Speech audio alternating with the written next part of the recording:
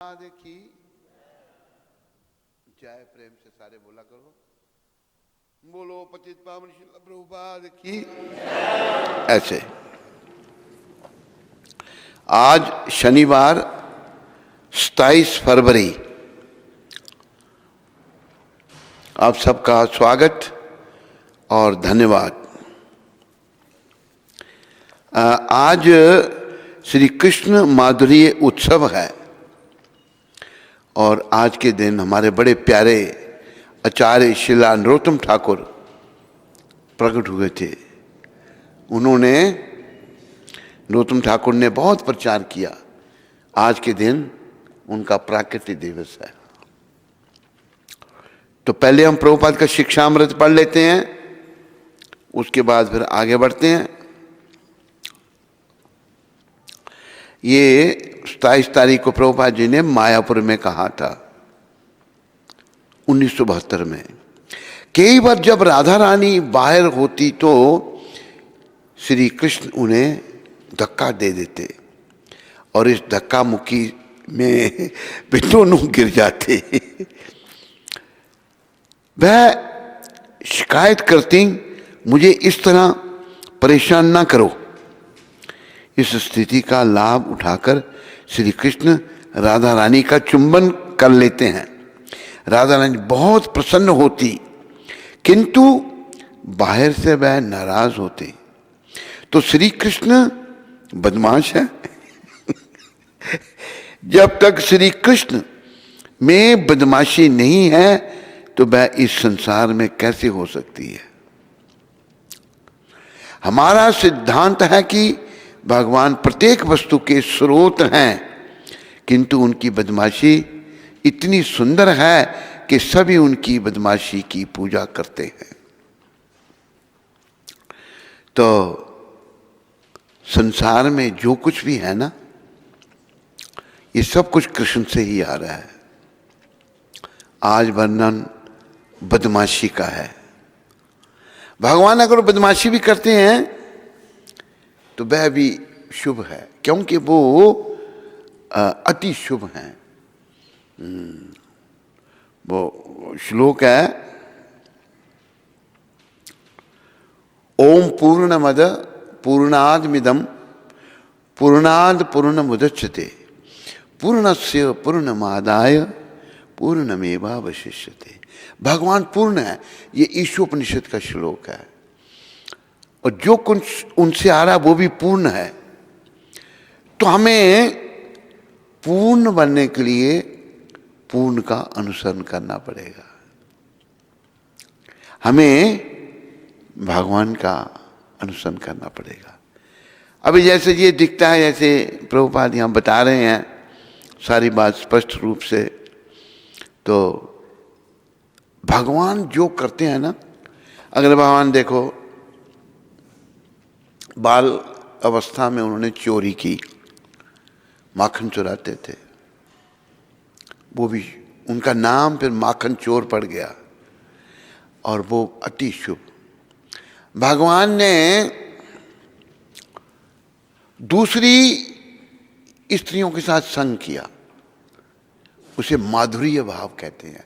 गोपियां जो थीं उनके परिवार थे, पति थे, बच्चे थे, लेकिन भगवान उनका संग करते थे। भगवान जब संग करते हैं वो सभी शुभ है, लेकिन हम जब भौतिक जगत में कुछ ऐसा करते हैं तो वो बंधन है, वो ठीक नहीं है। हमें भगवान की नकल नहीं करनी, भगवान का अनुसरण करना। जैसे भगवान ने बताया वैसा करना है। अनुकरण और अनुसरण, अनुकरण नहीं करना, अनुसरण करना। भगवान ने जो शिक्षा दी है वो हमें करना है। तो भगवान जो हैं वह सभी रसों से परिपूर्ण हैं। आनंदमया अभ्यासात, भगवान सदा आनंद में रहने वाले हैं। आज सुबह जप के समय में कुछ ऐसे ध्यान आ गया। एक भक्त थे भगवान के, गोविंद जी। पहले वो गोविंद स्वामी थे, फिर जब भगवान के भक्त बने पर गोविंद दास हो गए। तो ये जो गोविंद जी थे ब्रिज में, नाम गांव का मुझे भूलना भी आ रहा था, कुछ ऐसा नाम है, तो बड़े प्रिय थे, भगवान इनके साथ खेलते थे। श्रीनाथ भगवान, श्रीनाथ ठाकुर जो हैं इनके साथ बाल्य लीलाएं करते थे, खेलते थे। एक बार क्या हुआ, खेल में गोविंद जी हार गए, तो भगवान जो हैं उनके कंधे पर चढ़ गए, बाल रूप में। श्रीनाथ भगवान जो हैं बाल रूप में, थोड़ा आओ भगवान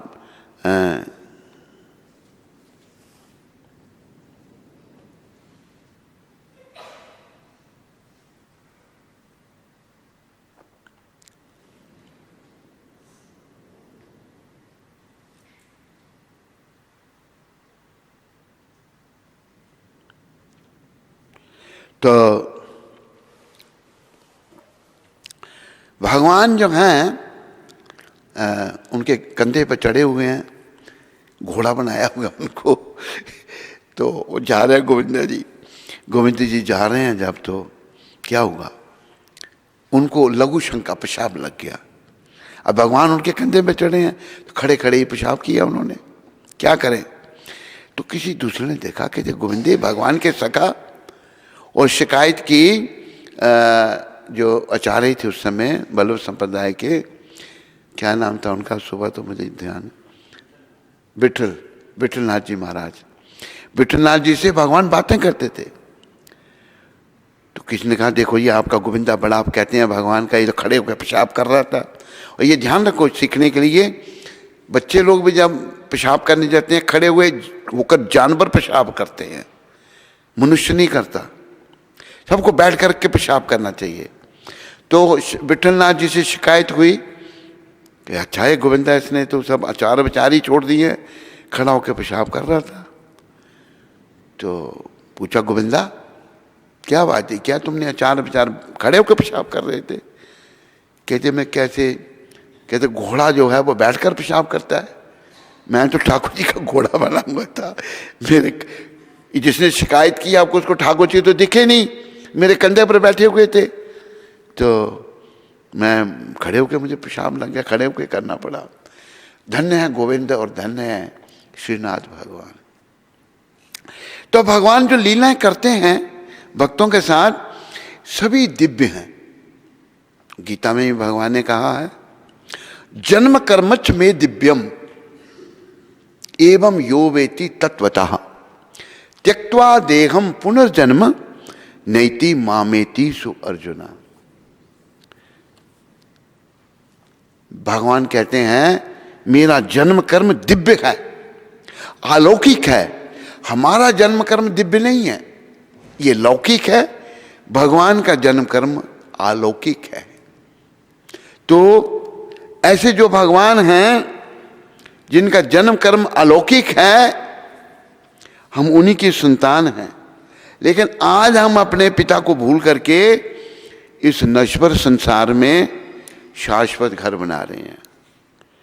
सब लोग हम इस संसार में, ये चौथे अध्याय में कहा है भगवान ने, जन्म कर्मच में दिव्यम एवं यो वेति तत्वतः त्यक्त्वा देहम पुनर्जन्म नेति मामेति सु अर्जुन। हे अर्जुन, जो मेरे आविर्भाव यानी कि प्राकट्य तथा कर्मों की दिव्य प्रकृति को जानता है, वह इस शरीर को छोड़ने पर इस भौतिक संसार में पुनः जन्म नहीं लेता, अपितु मेरे सनातन धाम को प्राप्त होता है। तो देखो कई मूर्ख लोग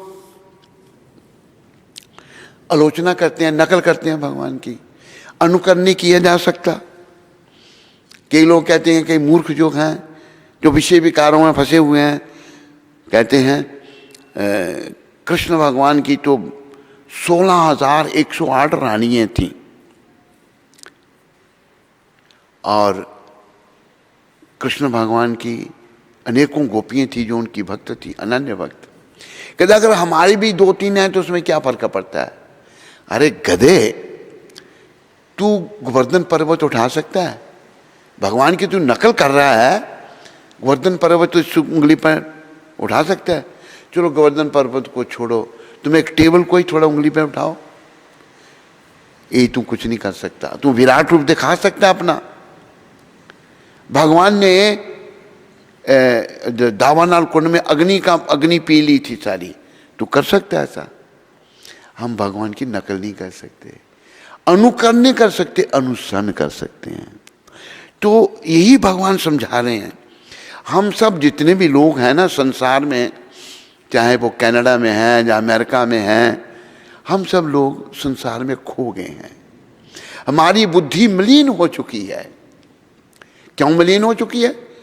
क्यों विषय विकारों में लगे रहे, शरीर के स्तर पर आ गए और शरीर संबंधी कार्य करते रहते हैं। जबकि आध्यात्मिक जीवन की शुरुआत यहां से होती है। हम ये शरीर नहीं है।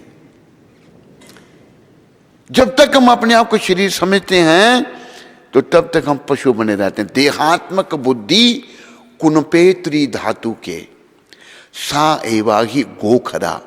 ये जो कफ पित्त बात से बना हुआ शरीर है, जो अपने आप को ये शरीर समझता है, वो गाय है या गधा है, वो पशु है, मनुष्य नहीं है। वो याद रखो, हमने मनुष्यता का व्यवहार करना है। अभी गोविंदा जी ने खड़े खड़े पेशाब किया, भगवान उनके कंधे में बैठे हैं। घोड़ा बने हैं वो ठाकुर जी के। तो गोविंदा जी तो बड़े महान थे, बहुत ही भक्त थे भगवान के। और कभी ऐसा हो जाता, गोविंदा के बारे में बता लेते हम, भगवान का जन्म कर्म। एक दिन क्या होगा, नटखट भगवान खेल रहे हैं दोनों, गोविंदा जी और श्रीनाथ भगवान। श्रीनाथ जो हैं ये भगवान का बाल रूप है। इन्होंने एक हाथ ऊपर है ना उनका, श्रीनाथ जी ने ही गोवर्धन पर्वत उठाया था। ये विग्रह श्रीनाथ जी का वज्रनाभ ने, जो भगवान के ही वंश में थे, उन्होंने बनवाया था। और ये विग्रह जो है, इसका थोड़ा समय बता दूं, यवनों का बड़ा आंतक रहा। यवनों ने बड़े विग्रह तोड़े, बड़े मंदिर तोड़े, खुद भी टूट गए। वो यहाँ राज किया भारत में उन्होंने 800 साल, बस मंदिर तोड़े, लोगों को मारा, जबरदस्ती मुसलमान बनाया, जनेऊ फूके, औरंगजेब ने बहुत कुछ किया, लेकिन खुद भी नहीं टिक सके। आखिर उनको भी बोरिया बिस्तरा गोल करना पड़ा यहाँ से। फिर अंग्रेज आए, अंग्रेज़ों ने लालच देकर ईसाई धर्म का प्रचार किया, उनका भी बोरिया बिस्तरा गोल हो गया। फिर देशभक्त आए, देश को आज़ाद करवाया। तो अभी जो देशभक्त थे, जिन्होंने देश को आज़ाद किया, करवाया, अंग्रेज़ों के चुंगल से छुड़ाया, वो तो बेचारे चले गए। लेकिन जो राज्य करने आए वो बिल्कुल बेकार के लोग आए। ऐसे लोग जो भगवान में नहीं मानने वाले, जो दूसरे धर्म में विश्वास रखते थे, उन्होंने भारत की हालत बड़ी खराब कर दी। तो लेकिन फिर से पुनः भगवान ने कृपा करके अपने शुद्ध भक्त को भेजा और सारी दुनिया को इन्होंने, प्रभुपाद जी ने बता दिया कि भाई भौतिक दृष्टि से तुम कुछ भी कर लो, तुम सुखी नहीं हो सकते। तुम सुखी केवल भक्ति के द्वारा हो सकते हो, कृष्ण की शरण में आने से ही सुखी हो सकते हो। तो भगवान ये बता रहे हैं, मेरा जन्म कर्म सब दिव्य है। और जो अपने आप को शरीर समझता है, और हम सब ने शरीर समझा अपने आप को, वो गाय है या गधा है, वो पशु है, मनुष्य नहीं। और आज हम मनुष्यता का ही, पशुता का ही व्यवहार कर रहे हैं, मनुष्यता का व्यवहार नहीं हो रहा। लेकिन प्रयास करना है हम सब भारतीयों ने। और याद रखो, भक्ति में ही शक्ति है, भगवान की शरण में आने में ही सब कुछ है। प्रभुपाद जी में भक्ति थी और उनमें शक्ति भी थी। और आप में से कोई प्रभुपाद जी को नहीं मिला होगा, लेकिन प्रभुपाद जी का ये दास कहाँ का, वो कहाँ के, भगवान ने उनसे मिला दिया। उन्होंने सेवा भी अपनी दी, अपने साथ भी रखा और बहुत ही प्रभावित हुए। हमारे जीवन में कुछ हमें खलता है तो केवल प्रभुपाद वो चले गए, बड़े जल्दी चले गए। पहले कुछ और बातें थीं, लेकिन प्रभुपाद बड़े महान संत थे। तो प्रभुपाद जी को भगवान ने भेजा है हम लोगों को समझाने के लिए कि तुम पशुता का व्यवहार मत करो, मनुष्यता का व्यवहार करो। अगर पशुता का व्यवहार करेंगे ना, पशु कितना व्यवहार करेंगे, अगला जन्म पशु का होगा, याद रखो। पशु कुछ बोल नहीं सकता बेचारा, कोई कष्ट है सहन करेगा, है? अभी देखो बैल है, उसको खेत में जोत दिया जाता है, उसको चल नहीं पा रहा बेचारा, मारता है मालिक उसका पीछे से। एक बार हमने देखा पंजाब में एक बैल जो है कुएं में लगा हुआ है, कुएं में नहीं, इसमें कोल्लू के चारों ओर वो घूम रहा है। पीछे एक बुढ़ा है पंजाबी, वो मार रहा है उसको, खून निकल रहा है वहां से, वो बेचारा चलता जा रहा है। तो अगर योनियों में चलेगी तो बड़ा कष्ट भोगना पड़ेगा, कष्ट होता है उनको, पशुओं को कष्ट होता है, लेकिन कुछ नहीं कह सकते बेचारे, वो सब सहन करना पड़ेगा। पर मनुष्य जन्म जो है मिला, हमको मिला है मनुष्यता का व्यवहार करने के लिए और भक्ति करने के लिए, अपने आप को भगवान के साथ जोड़ने के लिए।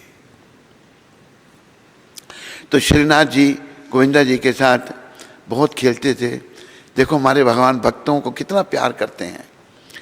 एक बार श्रीनाथ जी और गोविंदा खेल रहे थे, वन में चले जाते थे, मंदिर से भगवान खेलने के लिए चले जाते थे। तो अभी खेलते खेलते भगवान कभी हार भी जाते थे, अभी दाव देना था उनको गोविंदा जी को, भगवान भाग गए। मंदिर में टाइम हो गया होगा, मूर्ति रूप में आके खड़े हो गए। तो गोविंदा कहता अच्छा तुमको आज तो यहीं से जाएगा ना खेलने के लिए, मैं छोड़ूंगा नहीं तेरे को। ये अच्छा लगता है भगवान को जो।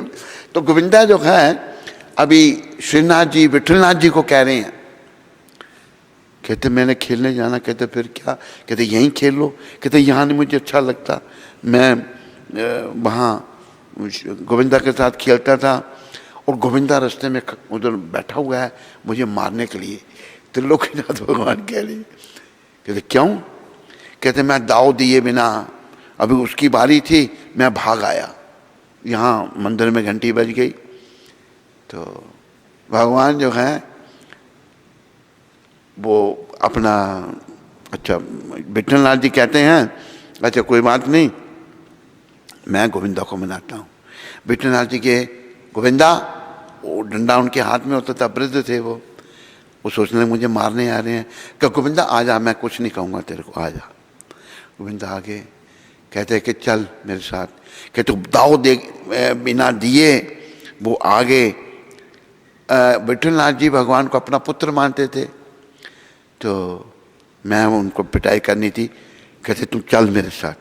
वो देखो उधर नाराज हैं, खड़े हैं, और कह अगर मैं जाऊँ जब तो वो सर झुका ले, फिर मैं मानूंगा कि उन्होंने अपनी हार मान ली। तो भगवान विग्रह रूप में ही ऐसा सर नीचे कर दिया गोविंदा के लिए। तो भगवान ऐसी ऐसी लीलाएं करते हैं भक्तों के साथ। और याद रखो हम सभी भगवान के हैं, लेकिन आज हम भगवान से बिछड़े हुए हैं, इस भौतिक जगत में, इस मृत्यु लोक में आ गिरे हैं। इस मृत्यु लोक से निकलना है। मृत्यु लोक से निकलने का रास्ता क्या है? अपनी भावना का परिवर्तन। हमने कृष्ण भावना से भावित होना है, बस। अगर हम कृष्ण भावना से भावित हो जाते हैं, यानी कि भगवान के जन्म कर्म को समझ लेते हैं। अभी जैसे मूर्ख लोग जो हैं आलोचना करते हैं, हिंदू लोग ही आलोचना करते हैं, मूर्ख घोर नरकों में हो जाते हैं। भगवान की आलोचना करने वाले की सदगति नहीं है, दुर्गति है उसकी। और हिंदू लोग बेचारे पतन की ओर जा रहे हैं, अपने सत्य सनातन धर्म को भूल करके विदेशियों की बेकार की पशुओं की सभ्यता को अपना रहे हैं। पशुओं जैसा विदेशियों का जीवन है, वो तंग आ गए हैं उस जीवन से, वो उस जीवन को छोड़ के प्रभुपाद कृपा से इधर को आ रहे हैं, और भारतीय लोग उधर को जा रहे हैं, उनकी नकल कर रहे हैं। ये अच्छा नहीं, ये बहुत बेकार है और नरक का द्वार है। देखो भाषा हमने छोड़ दी अपनी। अभी माँ बाप बच्चे को क्या ट्रेनिंग देते हैं? आजकल की जो माँ पेंटे पहनी हुई और बड़े बेकार का उसने अपना लिबास बना रखा है, जन्म दिया बच्चे को, क्या ट्रेनिंग देती है वो अपने बच्चे को? बच्चे ने जब बोलना शुरू किया, आजकल की माँ कहती है, बेटा मुझे मम्म कहना और इनको डैड, बाप को डैड और मम्मी का मतलब भी होता है मृतक शरीर। एक मम्मी हमने लखनऊ में देखी, वो लखनऊ का जो म्यूजियम है वहाँ पड़ी हुई है, मृतक शरीर रखा होगा, कुछ ऐसे दवाइयाँ शवाइयाँ लगाकर दफनाते नहीं थे इजिप्शियन लोग जो हैं। इजिप्ट में भी जाने का मुझे मौका मिला, वहाँ भी यही सभ्यता थी अपनी। वहाँ सूर्य देव का रथ है, वो प्रकट हुआ सूर्य देव, सोने का रथ है, बहुत बढ़िया रथ, वो उनके म्यूजियम में देखने के लिए मिला हमको इजिप्ट में। तो मम्मी को भी मारा हुआ और डैड भी मरा हुआ, डैड भी मतलब मरा हुआ। ये अपनी सभ्यता हम जो हैं भूल रहे हैं, ये बड़ी अज्ञानता है। अपनी सभ्यता को अपनाओ। आपकी सभ्यता जो है ना, ये ऋषि मुनियों की सभ्यता है। ये जो सनातन धर्म है ये ऋषि मुनियों का धर्म है, और इस धर्म के अंतर्गत ही अच्छी शिक्षाएं हैं। और इस धर्म के अंतर्गत अच्छी शिक्षा क्या है? सबसे बड़ी वसुदेव कुटुंबकम। ये सारा संसार जो है भगवान श्री कृष्ण का है, उसमें कोई जाति भेद नहीं, ये भाई हिंदू ही वसुदेव कुटुंबक नहीं, मुसलमान भी, सिख भी, ईसाई भी, सभी भगवान के। कर्मों से कोई हिंदू बना, कोई मुसलमान बना, कोई सिख बना, कोई ईसाई बना, कोई स्त्री बना, कोई पुरुष बना, कोई गोरा बना, कोई काला बना, कोई ऊंच बना, कोई नीच बना, कोई अमीर बना, कोई गरीब बना। कर्मों के कारण हम सब एक ही पिता के संतान हैं। और प्रभुपाद जी ने अपनी भक्ति की शक्ति से सारी दुनिया को ये बात समझा दी है कि सारी दुनिया कृष्ण का ही परिवार है। दुनिया में बड़ा अभी भी, जबकि कुछ कमियां भी आ गई हैं, निष्काम सेवा कम हो गई, लेकिन फिर भी प्रभुपाद की शक्ति ऐसी कि सारी दुनिया में लोग जो हैं भक्ति कर रहे हैं। मैं मैक्सिको में गया, साउथ अमेरिका में, वहाँ के लोग इतने अच्छे हैं, इतनी भावना है उनमें। पहले वो तकरीबन सब ईसाई थे, आज सब भक्त बने हुए हैं और बड़े अच्छे भक्त। वहाँ हम रहे, कुछ दिनों का वास हुआ हमारा, तो बहुत अच्छा भाव। एक जिसने अपने घर में हमको रखा, उसने अपना घर दे दिया है एक मैक्सिकन ने, कि सन्यासियों के लिए। तो उसी घर में हम ठहरे हुए थे। मेरे ख्याल में संजय मेरे साथ में था, संजय भी साथ में था, संजय व्यासदास। तो उसने फिर मेरे को इतनी मोटी दक्षिणा दी कि मैं बता नहीं सकता आपको। बड़े बड़े तगड़ी दक्षिणा दी उसने, बड़े भाव से। और प्रभुपाद कहते थे ये जो साउथ अमेरिकन है वो भारतीयों की तरह ही है। बड़ा जोर से प्रचार सारी दुनिया में चल रहा है, लेकिन हम लोग जो हैं भारतीय लोग नश्वर संसार में शाश्वत घर बनाने में लगे हुए हैं, आलोचना करने में लगे हुए हैं, भक्ति नहीं कर रहे। तो संदेश ये है हम भक्ति करें और भगवान के जन्म कर्म को समझें। हे अर्जुन, जो मेरे आविर्भाव तथा कर्मों की दिव्य प्रकृति को जानता है, भगवान का सब कुछ दिव्य है, ये अपने मुखारबिंद से भगवान ने कहा है, वह इस शरीर को छोड़ने पर इस भौतिक संसार में पुनः जन्म नहीं लेता। इस भौतिक शरीर को छोड़ने पर पुनः जन्म लेना जो है दुखदाई है। चाहे मान लो स्त्री जैसी माँ जन्म मिली, स्त्री ही माँ मिली हमको, फिर भी 9 महीने गर्भ में रहना पड़ेगा। और आजकल की स्त्रियाँ इतनी महान हो गई हैं कि बच्चा पेट में आया, मार दो उसको, मार देती हैं। बाप भी महान, माँ भी महान। बाप तो कहता है मुझे नहीं बच्चे चाहिए और मार दो उनको, लड़कियां तो मार दो। ऐसी हालत हो गई है। वो असहाय बच्चा पेट में आया, ना माँ चाहती है ना बाप चाहता है। ऐसे देखिए हमने एक बच्चा जो है उसको माँ कहती है मैं ऐसा मेरा पति कह रहा मारना, मैं बिल्कुल मारना नहीं तूने उसको। वो बच्चा आज भक्ति कर रहा है। तो ऐसी हालत खराब हो रही है क्योंकि माँ के ऐसी माँ मिली, हो सकता है जन्म ना लेने दे, हमको मार ही दे वो कल।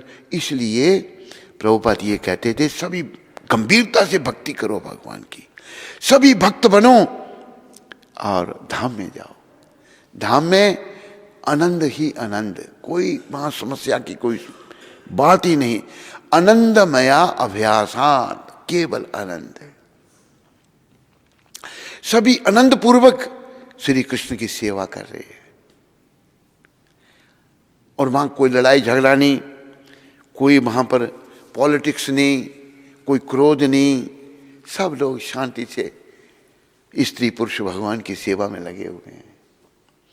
वही भगवान बता रहे हैं कि मेरा ये अर्जुन जो मेरे आविर्भाव यानी प्रकट होते हैं भगवान अपनी इच्छा से आते हैं, तो तथा कर्मों की दिव्य प्रकृति को जो जानता है वह इस शरीर को छोड़ने पर इस भौतिक संसार में पुनः जन्म नहीं लेता। ये भौतिक शरीर नश्वर तो है, फिर हमको ऐसा शरीर मिलेगा शाश्वत जिसका कभी नाश ही नहीं। प्रयास करो बस भक्ति करने का। अगर आप करोड़पति या अरबपति भी बने ना भाई, फिर भी यहाँ नहीं रह सकते। अगर आपने इंदिरा गांधी का ही पद लिया होता तो इंदिरा गांधी को क्या मिला आखिर में? कितनी गोलियां मिली हैं, 30-35 गोलियां मारने वाले ने उसको, फिर भी नहीं यहाँ रह सकते। यहाँ बस ये संसार हमारा घर है ही नहीं, हमारा घर तो भगवान का धाम है। तो ये जो प्रभुपाद जी ने आज लीला वर्णन की है भगवान की, राधा कृष्ण की, ये भी दिव्य है। और दिव्य लीला जो है भगवान की वो इस भौतिक जगत में भी आ जाती हैं। हम लोग यहाँ भी, लेकिन यहाँ पर वो ठीक नहीं, यहाँ गलत है। आध्यात्मिक जगत में सब ठीक है, राधा कृष्ण का संपर्क सब ठीक है, लेकिन भौतिक जगत में ऐसा करना नरक का द्वार है। हम भगवान से ईर्ष्या करने के कारण ही इस भौतिक जगत में आ गिरे हैं। वो चैतन्य चरितामृत में वर्णन आता है, कृष्ण भूलिया जीव भोग वांछा करे। जीव भगवान को भूल करके भौतिक सुखों को भोगना चाहता है, स्त्री भी और पुरुष भी। तो क्या होता है, पाश्यते माया तारे झौपटी या दरे। माया उसके पीछे है, माया उसको अपनी चपेड़ मारती है जोर से, और माया के चपेड़ों को मूर्ख जीव नहीं समझता और बस माया के चक्कर में ही पड़ा रहता है वो, और बड़ा कष्ट भोगता है। इसलिए वो मैं आपको महादेव की एक बात कई बार कहता था, कई दिनों से कहीं नहीं, फिर कहता हूँ, शंकर भगवान हमें क्या शिक्षा दे रहे हैं। शंकर भगवान कहते हैं, पुनरपि जननम पुनरपि मरणम पुनरपि, सारे बोलो, पुनरपि जननी जठरे शयनम पुनरपि जन पुनरपि जननम पुनरपि मरणम पुनरपि पुनरपि पुनरपि जननी जठरे शयनम।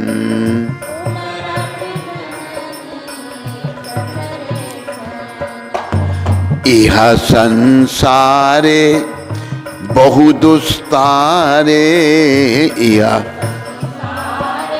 सारे बोलो, कृपाई पारे पाही मुरारे, कृपाई पारे पाही। भज गोविंदम भज गोविंदम गोविंदम भज मूढ़ मते। भज गोविंदम भज गोविंद गोविंदम भज मूढ़ मते।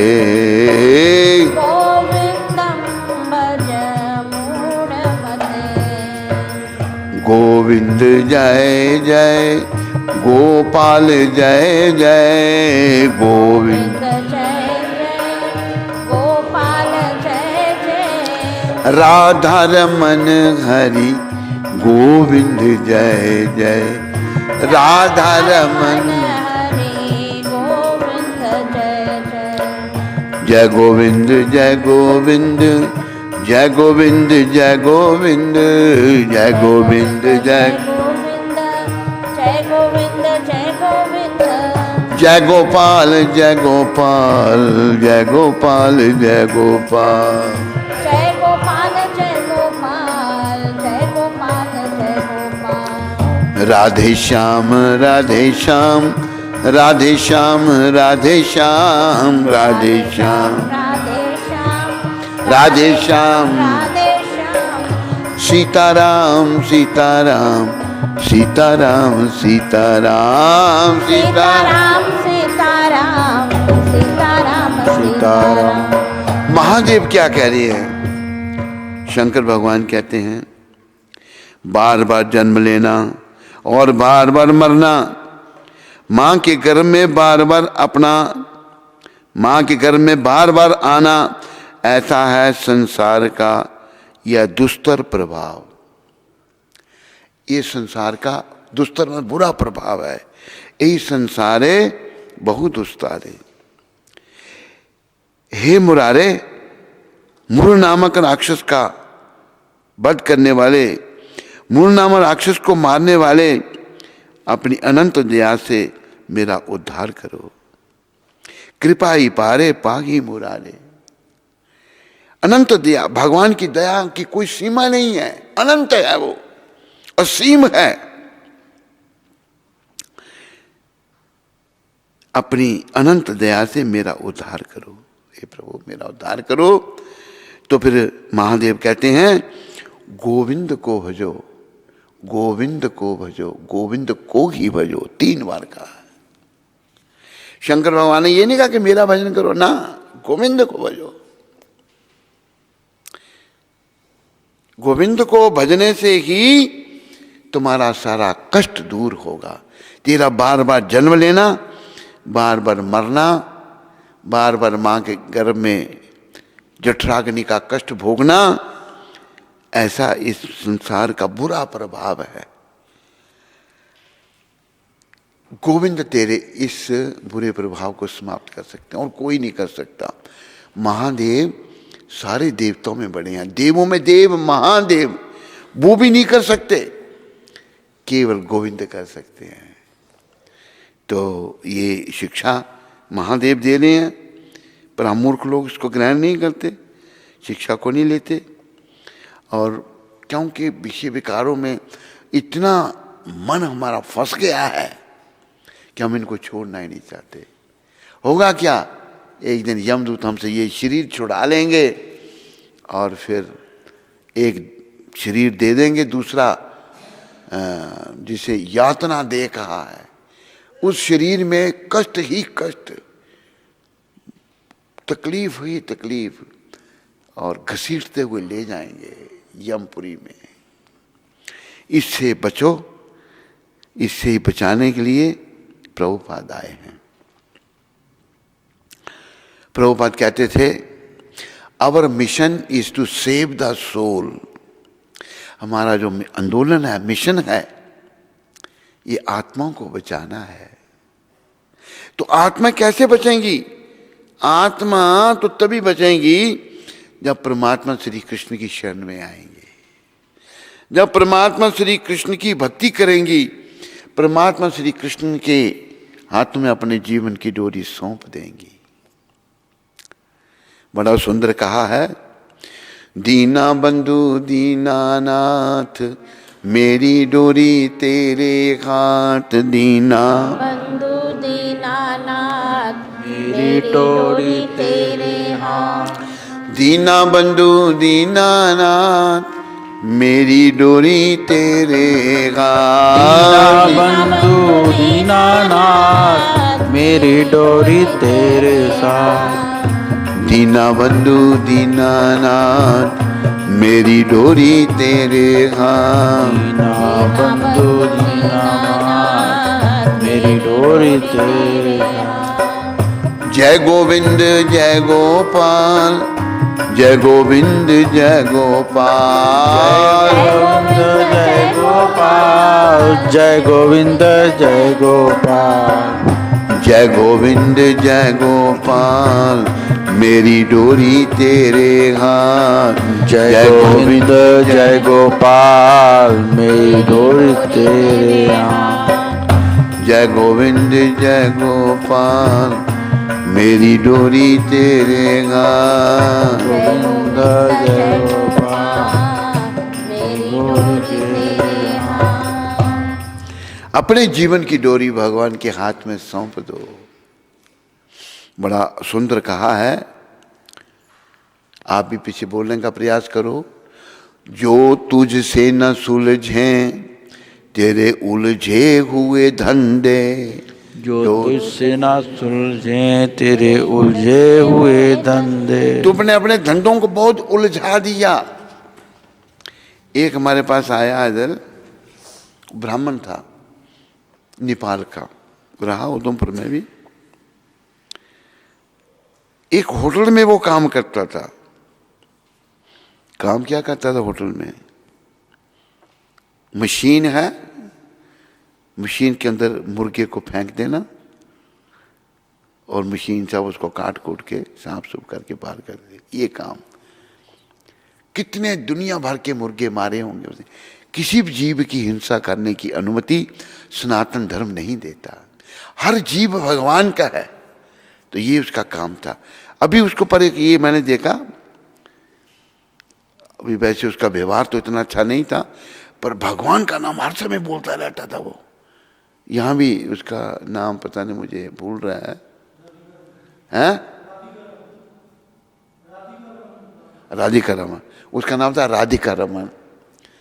तो अभी उसको पर नाम तो लेता रहता था, पर कितने जीव उसने, पता नहीं कितने हजारों मुर्गे मारे उसने। बस मशीन में डाल देना मुर्गे को, बटन दबा देना तो मुर्गे का बस। तो पर नाम तो लेते रहा, लेकिन व्यवहार भी उसका अच्छा नहीं था। यहाँ रहा, उधमपुर में रहा, बस नाम बोलता रहता था, हरे कृष्ण कृष्ण कृष्ण हरे हरे, हरे राम राम राम, नाम उसने बोलते रहना। फिर वो उसका बेचारे के कर्म ले गए उसको यहाँ से उठाकर। फिर कहाँ गया पता तेरे को? हैं? नेपाल में गया मुर्गे मारने। फिर नेपाल में गया था। नेपाल में भी, नेपाल में का क्या हाल है, वो पहले हिंदू स्टेट थी, पर सबसे ज्यादा जानवर नेपाल में काटे जाते हैं। बड़ी पशुओं की बड़ी हिंसा होती है वहां पर। बड़े पशु बेचारे बेकसूर मारे जाते हैं। वहां की जाति है हिंदू जाति, उसको निवार कहते हैं, निवार। वो कैसी जाति है? वो भैंसे को खाते हैं। एक बार हम कहीं गए थे, नेपाल में थे, तो उन भैंसे को काट रहे हैं, बेचारा पर लेटा हुआ है, वो भैंसे खाते हैं, भैंस का मांस खाते हैं। वो एक जाति है वहाँ पर। मांस तो नेपाल के घर घर में है, बुरी हालत है। वह थी हिंदू स्टेट, बड़े बड़े प्राचीन मंदिर हैं वहाँ पर। एक मंदिर विष्णु भगवान का भी हमने देखा। वहाँ पर 12 वर्ष से कम बालक ही उनकी सेवा कर सकता है। बड़ा सुंदर विग्रह भगवान का। मंदिर भी हैं वहाँ बड़े, लेकिन हालत बड़ी खराब है। और गंडकी नदी जिसमें शालिग्राम मिलते हैं, वो नेपाल में ही है। हमारे सार्वभौम दास जी वहाँ यात्रा करके आए और वो ले आए थे शालिग्राम, लाए वहाँ से। नदी के अंदर गया था? तुम खुद नहाया था? अच्छा, कितने शालिग्राम लाया था वहां से? हैं? इधर कितने दिए थे? और बाकी जम्मू में रखे हैं, सभी वही हैं। चलो, तो वो गंडकी नदी जिसमें शालिग्राम भगवान पाए जाते हैं, शालिग्राम भगवान का स्वरूप है और हर वैष्णव को शालिग्राम की सेवा करनी चाहिए। शालिग्राम भगवान जो हैं भक्ति देने वाले हैं, यहाँ भी हैं। तो मुझे एक शालिग्राम भगवान की बात याद आ गई, सुना देता हूँ। आज थोड़ा विषय लंबा हो रहा है। एक भक्त हुए, सदन, कसाई थे वो कसाई थे, लेकिन जानवरों को मारते नहीं थे। वो कटा कटाया मांस लाना और बेचना। एक बार उनकी दुकान के आगे से, सदन जी की दुकान के आगे से एक संत गुजरे। पहले तोलने के वो होते थे ना, क्या कहते हैं उनको, वेट क्या कहते हैं, इसको जगाओ, सो रहा है, आंखें खोल के रख दो, ध्यान में जा रहा है। बट्टे क्या कहते हैं उनको, जिनसे तोलते थे ना पहले, हैं? एक पहले कहता बट्टा, अभी कहता बाट। बट्टे कहते थे उनको। वो पहले जो है ना वो तराजू बट्टा। तो एक बट्टे में ना शालिग्राम, वहाँ शालिग्राम रख। महात्मा ने कहा भाई शालिग्राम यहाँ कहाँ पहुँच गए? वो कहा सदन को, कहा भैया ये बट्टा मेरे को ले लो महाराज। ले दिया। आए महात्मा, आए आकर के उन्होंने बट्टे को धोया, और शालिग्राम जी को धोया, धो कहते प्रभु कहाँ, कसाई के वहाँ पड़े हुए थे। धोया, जब उनको रखा, भोग वगार लगाया, तो सपने में भगवान आ गए। कहते क्यों लाया तू मेरे को उठा के वहाँ से? वो मेरा भक्त है, कसाई है, मेरा भक्त है। मेरे को जब उठा के इधर से उधर रखता था, तोड़ता था मेरे से, तो मुझे बहुत अच्छा लगता, मुझे वापस दे के आ। दूसरे दिन महात्मा उठे भाई, उसको बोला, सदन जी को बोला, भाई ये पता कौन है? कहते कौन है? शालिग्राम है। अच्छा, कि इनको तो पूजा जाता है। तो सदन जी ने जो है फिर काम छोड़ दिया, वो चल पड़े जगन्नाथपुरी जी की तरफ, जगन्नाथ जी के दर्शन करने के लिए। तो उनको कसाई क्यों बनना पड़ा, ये भी थोड़ी सी कथा मैं आपको सुना देता हूं। और पूर्व जन्म में सदन जी एक ब्राह्मण थे, भक्त थे भगवान के। एक गाय भागती हुई आई, तो दो रास्ते थे, एक इधर का था, एक इधर का था। गाय जो है इधर के रास्ते में चली गई। वो कसाई को पता नहीं लगा कि इधर गई, इधर गई या इधर गई। कसाई जो है वो उस ब्राह्मण को, जो पूर्व जन्म में सदन जी ब्राह्मण थे, पूछा भाई गाय इधर गई या इधर? असल में उनको बताना नहीं चाहिए था, गाय की जान बच जाती। उन्होंने बोला झूठ नहीं बोलना। उन्होंने हाथ से ऐसे कर दिया, इशारा कर दिया, बता दिया गाय जिधर गई थी। कसाई पीछे गया, उस गाय को मार दिया उसने। सदन जी को लगा भगवान मेरे घर में बट्टे के रूप में भी रहते हैं, इतनी उनकी कृपा है। छोड़ दिया धंधा, चल पड़े पुरी की तरफ भगवान जगन्नाथ जी के दर्शन करने के लिए। कभी मैं भक्ति करूंगा, ये धंधा बहुत हो गया। जब जा रहे थे, पहले पैदल यात्राएं होती थी, कोई गाड़ियां या ट्रेन या कोई कार या जहाज थोड़े थे, नहीं, पैदल।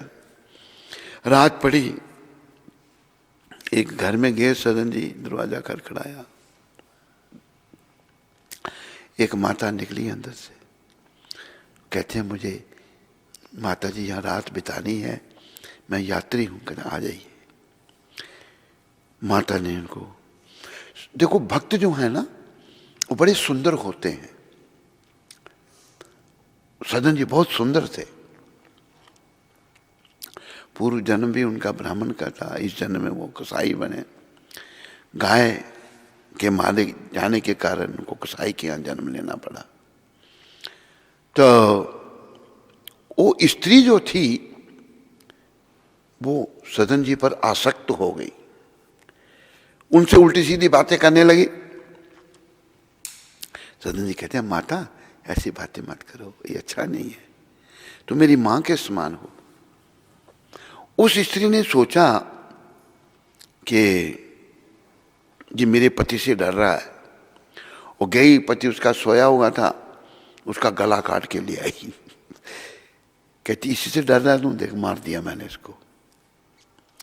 सदन जी फिर भी कहते हैं माता ये क्या किया तूने, ऐसा मत कर। उसने देखा ये मानने वाला है नहीं, तो उसने शोर मचा दिया। जब दिन हुआ लोग इकट्ठे हुए, कहते क्या, कि देख उसने मेरे पति को मार दिया, झूठा लांछन। सदन जी को जज के पास ले जाया गया। वो भक्त थे, बड़े उच्च कोटि के भक्त हुए सदन जी महाराज। तो जज ने देखा भाई दिखता तो नहीं है ऐसा आदमी, लेकिन उनके पास कोई प्रूफ नहीं था जज के पास। जज ने फांसी नहीं दी उनको, बोले इसके हाथ काट दो। दोनों हाथ काट दिए सदन जी के। कटे हाथों में बेचारे चल पड़े जगन्नाथ जी के, पुरी की तरफ चल पड़े। अभी जब पुरी के नजदीक पहुंचे, जगन्नाथ जी भगवान ने, जगन्नाथ भगवान ने, बोलो जगन्नाथ भगवान की, बोलो बलदेव भगवान की, बोलो सुभद्रा माता की।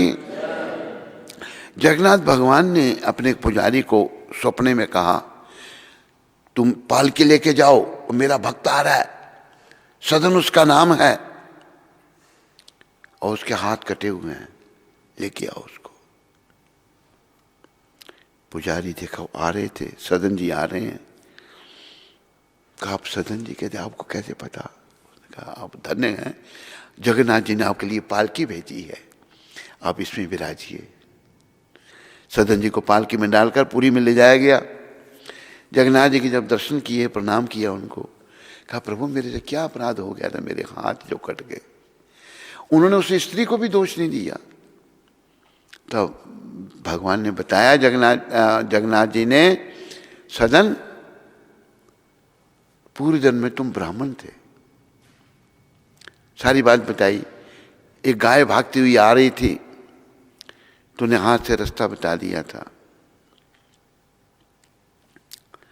और उस कसाई ने उस गाय को मार दिया था। वो जो स्त्री थी वो वही गाय थी, और वो जो उसका पति था जिसको उसने मार दिया वो कसाई था। तूने बीच में गलती कर दी, बता दिया, तो इसलिए तेरे हाथ कट गए, ये तेरे को दंड मिला। तो भगवान जगन्नाथ जी की कृपा से सदन जी के हाथ वापस आ गए, फिर वो ठीक हो गए।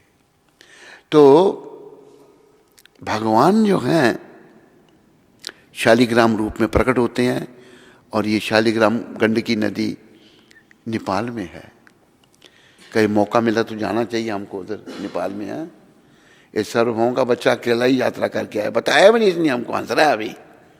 ये नहीं कि गुरु जी को भी ले जाए, कहते मैं नहीं पुण्य सारा कमाना, गुरु जी को क्यों पुण्य मिले, ऐसे ऐसे चीजें। हंस रहा है, देख कितना हंस रहा है, देख कितना खुश है, देखो तो देख पीछे हंस रहा है। तो कभी हम दर्शन करने जो हैं गंडकी नदी में जाएंगे, है ना।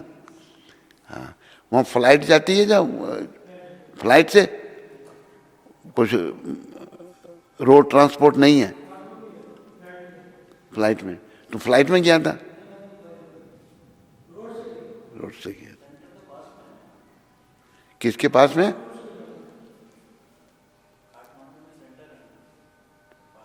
काठमांडू के पास थोड़ी है फ्लाइट, है दूर है वो। तो शालिग्राम वहां प्रकट होते हैं। एक राक्षस था, क्या नाम था उसका? एक राक्षस था, उसने भगवान को कहा मैं आपको खाना चाहता हूं। अच्छा बोला शालिग्राम मेरा ही रूप है, तू उस रूप को खा। वो कीड़े रूप में बना हुआ है, वो भगवान को खाता रहता है शालिग्राम को। वो रूप बना देता है, कोई शिला कोई बलराम शिला बन जाती है, कोई दामोदर शिला बन जाती है, तो अलग अलग रूप बनाता रहता है। वो कीड़ा लगा रहा है, कीड़े रूप में वो राक्षस लगा रहता है। तो ये शादी राम जी की थोड़ी सी लीला हो गई। तो भगवान को समझो भाई, उनकी लीलाओं को समझो और तैयारी करो गौलोक धाम में जाने की। तो आज जो कृष्ण माधुरी उत्सव जो है, आज के दिन भगवान की रासलीला मनाई जाती है। यहाँ रासलीला होगी आज मधुप्रिया? नहीं होगी? अरे कोई ट्राई करो, रासलीला का उत्सव करो थोड़ा, हाँ? रासलीला मतलब गोपियाँ और कृष्ण, ठीक है। आज के दिन भगवान की रासलीला मनाई जाती है। एक रासलीला कार्तिक पूर्णिमा पर भी मनाई जाती है, कार्तिक पूर्णिमा पर भी और आज के दिन भी। आज के दिन राधा कृष्ण की पूजा विभिन्न फलों से करनी चाहिए। फल लाओ हर प्रकार के हैं। क्या लिखा? आज फूलों से, मैंने फल पढ़ लिए। आज के दिन राधा कृष्ण की पूजा विभिन्न फूलों से करनी चाहिए, मैंने गलत पढ़ा। और उन्हें रास मंडल में विराजित करना चाहिए, जहां वो गोपियों से घिरे हों, गोपियां चारों तरफ हों। तो गोपियां कहां से इकट्ठी करोगे? हैं? नहीं, गोपियां भी कुछ रखनी है। दो गोपियां जो है ना, एक ब्रिज गोपी है और एक शून्यका गोपी है। दो तो हैं छोटी छोटी गोपियां। तो ये रासलीला मनाओ आज और भगवान को खुश करो।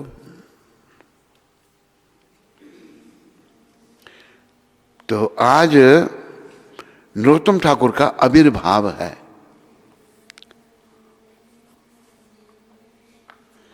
नरोत्तम ठाकुर हमारे बहुत बड़े आचार्य हुए हैं। ये क्या हो रहा है?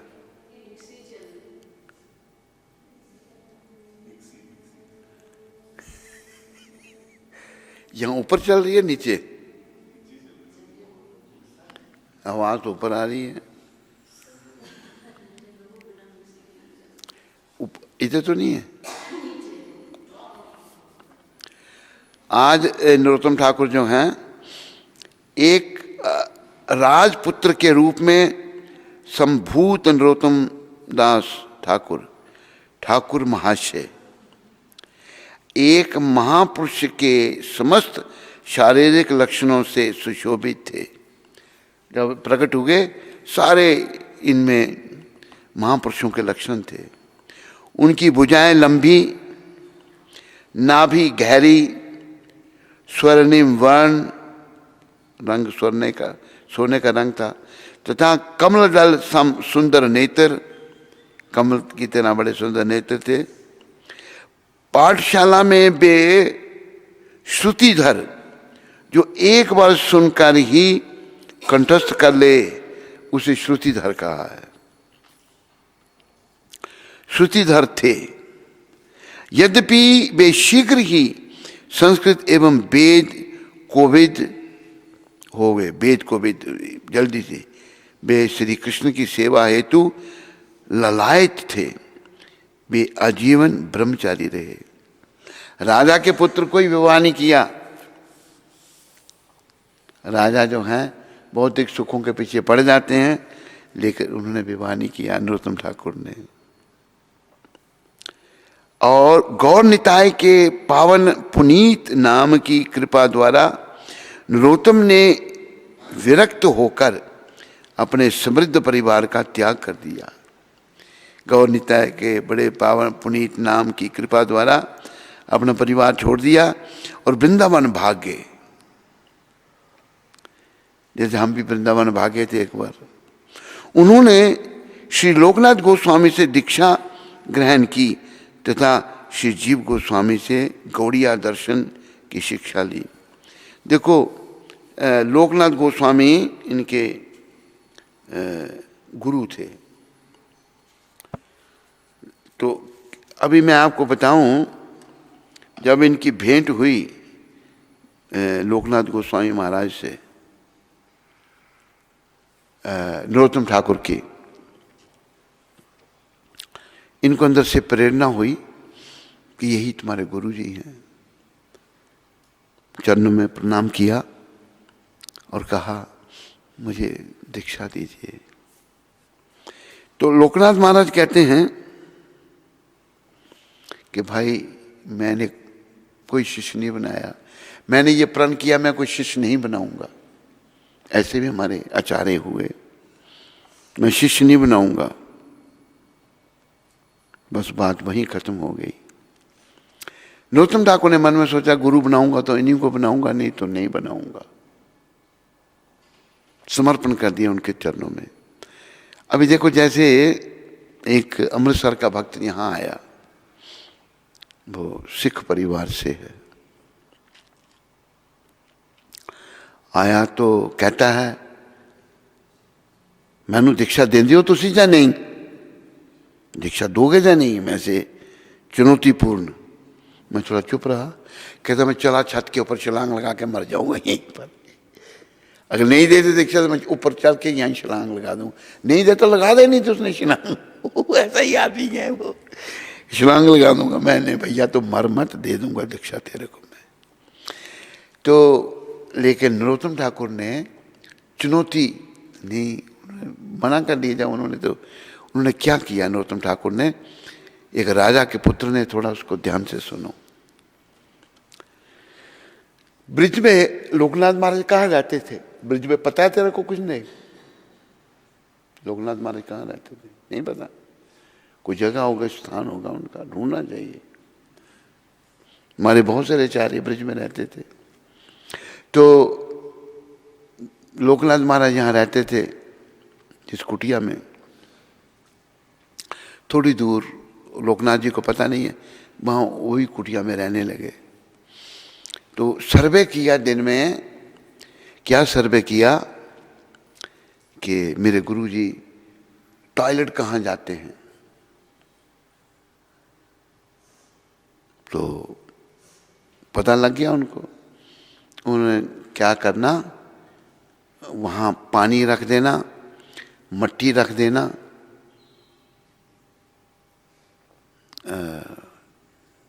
पानी आके लोकनाथ महाराज इस्तेमाल करें, रोज मट्टी का भी इस्तेमाल करें। पहले हाथ मट्टी से धोए जाते थे क्योंकि मट्टी परम शुद्ध है, सभी कुछ मट्टी से निकल रहा है। जो कुछ भी आप देख रहे हैं मट्टी का ही परिवर्तन है। शुद्धि वैसे मट्टी से ही होती, लेकिन अंग्रेज़ों का इतना प्रभाव हो गया, अभी घरों में वो जो सिंक लगे हैं, एक बार अगर मट्टी से हाथ धोआ तो दोबारा नहीं धो सकेंगे, पानी बंद हो जाएगा। तो जैसे भी कलयुग के लोग हैं, तो लोकनाथ महाराज मट्टी भी इस्तेमाल करें, पानी भी इस्तेमाल करें। और जैसे वो शौच करके जाएं लोकनाथ महाराज, पीछे से नरोत्तम ठाकुर उसको उठाकर फेंक दें। एक भंगी का काम, महत्तर का काम कर रहे हैं नरोत्तम ठाकुर। 1 साल तक ऐसा होता रहा। एक दिन लोकनाथ महाराज सोचते हैं कि ये कौन है, रोज पानी भी यहाँ रखता है, मट्टी भी रखता है और सफाई भी रोज करता है। अपने हमारे आचार्य तो अंधेरे में ही जाते थे ना, सुबह सुबह 2:30-3 बजे उठ करके जाना, 3, 3:30 या 4 बजे जाना, अंधेरा होता है। वो शौच क्रिया करके आए और छुप गए एक जगह। लोकनाथ महाराज छुप गए। नरोत्तम ठाकुर जी धीरे धीरे आए। अभी 1 साल हो गया तो उनको सफाई करते हुए, मट्टी पानी रखते हुए आए और सफाई करने लगे अंधेरे में ही। धीरे धीरे लोकनाथ महाराज आए, पकड़ लिया बांह से, कहते कौन हो तुम? नरोत्तम ठाकुर रोते रोते आंखों में आंसू भर के उनके चरणों में गिर गए। कहते आपका अधम दास, तुम ये मैत्र का काम करते हो, भंगी का काम करते हो? कहते मैं तो बड़ा पतित हूं, आपके भंगी के भी योग्य नहीं हूं मैं। तो लोकनाथ महाराज बड़े स्तब्ध रह गए। ओहो, ये कितना प्रामाणिक शिष्य है, कितना इसमें विनम्रता है। उनको अपना प्रण तोड़ना पड़ा। अच्छा, मैं तेरे को दीक्षा दूंगा। लोकनाथ महाराज ने एक ही शिष्य बनाया। ये जो हम सुबह गाते हैं ना, श्री गुरु चरणा पद्मा केवल भक्ति सद्मा, श्री गुरु चरण केवल भक्ति बंदो मोहे सावधान माते, बंदो मोहे सावधान माते, बंदो मोहे सावधान माते, बंदो मोहे सावधान माते, यहाँ प्रसादे ए भावा तारिया जा, यहाँ प्रसादे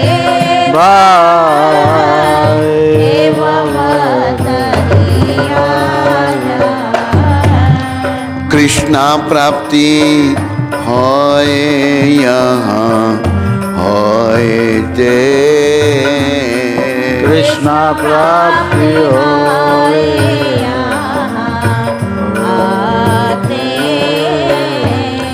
कृष्णा प्राप्ति होए यहाँ होए ते, कृष्णा प्राप्ति होए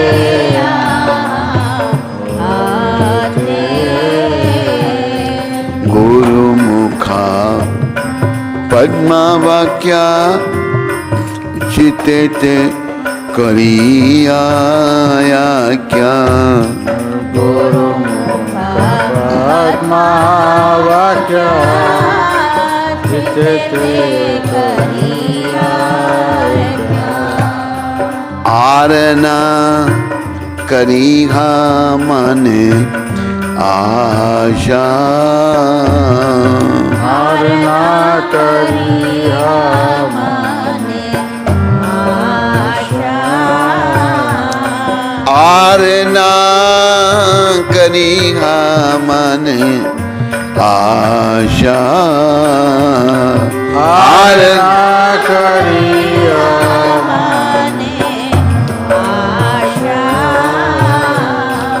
श्री गुरु चरणे रति ऐसे उत्तम गति, श्री गुरु चरणे रति ऐसे उत्तम गति, ये प्रसादे पूरे सर्वा आशा, हे प्रसादे पूरे सर्व आशा, चक्षुदान दिलो जगी जन्मे जन्मे प्रभु से ही, चक्षुदान दिलो जन्मे जन्मे प्रभु से, दिव्य ज्ञान हृदय प्रकाशितो, दिव्य ज्ञान हृदय प्रकाशितो, प्रेम भक्ति जहाँ होते अविद्या विनाशे जते, प्रेम भक्तियाँ होते अविद्या विनाशे जते, वेद गाय यहाँ चरितो, वेद गाय यार चरितो, श्री गुरु करुणा सिंधु अधम जनारा बंधु। श्री गुरु करुणा सिंधु अधम जनार बंधु। लोकेनाथ लोकेरा जीवाना। लोकेनाथ लोकेरा जीवाना। आह प्रभु कर दया देखो मोरे पद छया। प्रभु कर दया देहो मोरे पद छाया। प्रभु पाद करो दया देखो मोरे पद छया। प्रभु पाद करो दया देहो मोरे पद छाया। एवे जस गो सुख त्रिभुवाना। हे आज सुख त्रिभुवाना। प्रभुपाद पतिता पवाना। प्रभुपाद पतित ए अधम ले लो शरण। हे अधम लैलो शरणा। जाया प्रभुपद प्रभुपद गुरुदेवा जया प्रभुपद। जया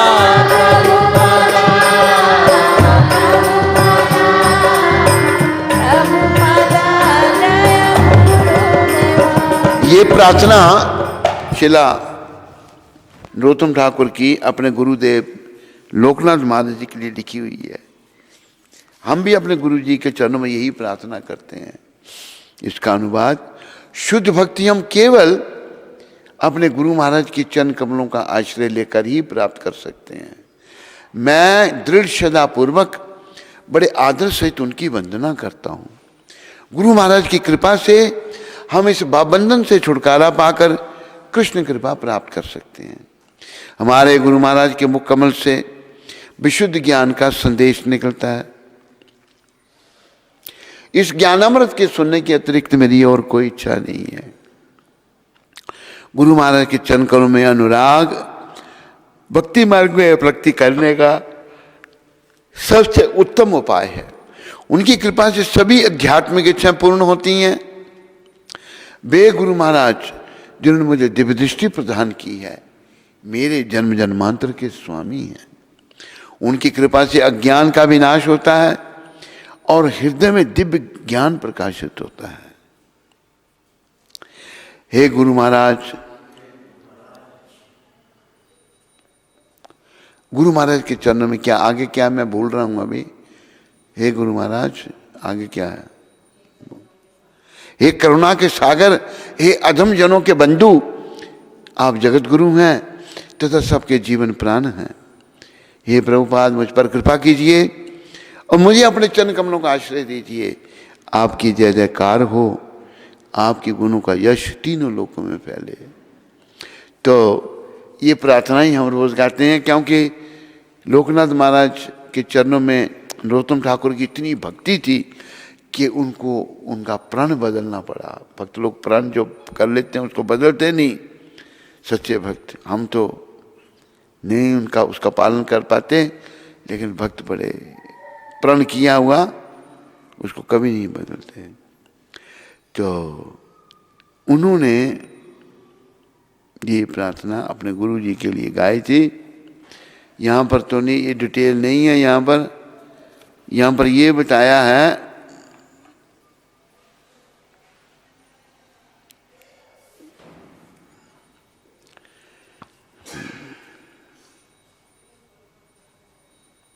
उन्होंने श्रील लोकनाथ गोस्वामी से दीक्षा ग्रहण की तथा श्री जीव से गौड़िया दर्शन की शिक्षा ली।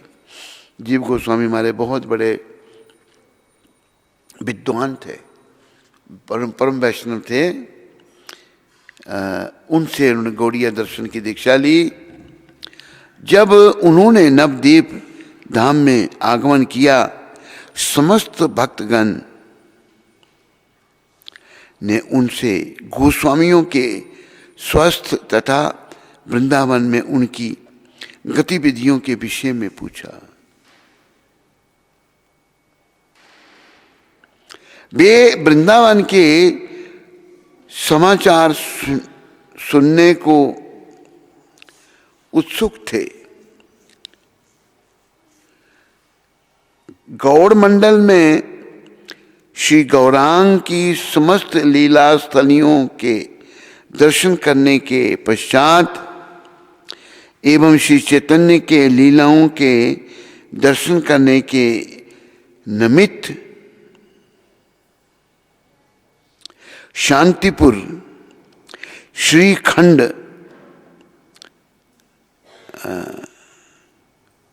कंटक नगर, एक चक्र तथा खेतुड़ी ग्राम गए।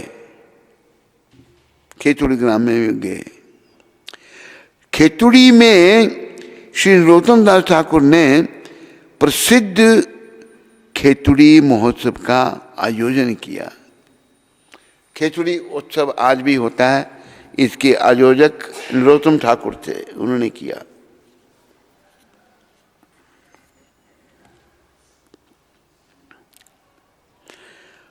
उनके कीर्तन से गगन गुंजायमान हो गया तथा भाव सिंधु में संलीन भक्तगण ने नेत्रों से प्रेम नीर छलक उठा। उनके कीर्तन में स्वयं महावदनाय श्री चैतन्य तथा उनके अंतरंग पार्षद प्रकट होकर उस संकीर्तन में सम्मिलित हो गए। जबकि भगवान चले गए हैं गौर निताय और उनके पार्षद, लेकिन जब नरोत्तम ठाकुर कीर्तन कर रहे थे वो सब आए, प्रकट हुए, कीर्तन में भाग लिया, उन्होंने सम्मिलित हो गए। शोभन श्यामल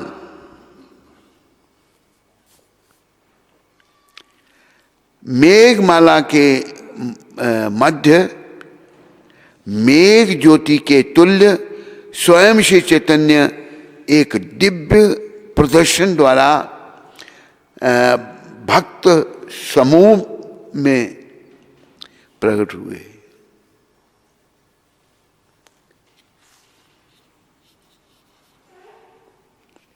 यद्यपि उस समय महाप्रभु वर्षों पूर्व इस जगत में पलायन कर चुके थे, जगत से पलायन कर चुके थे, भगवान धाम को चले गए थे।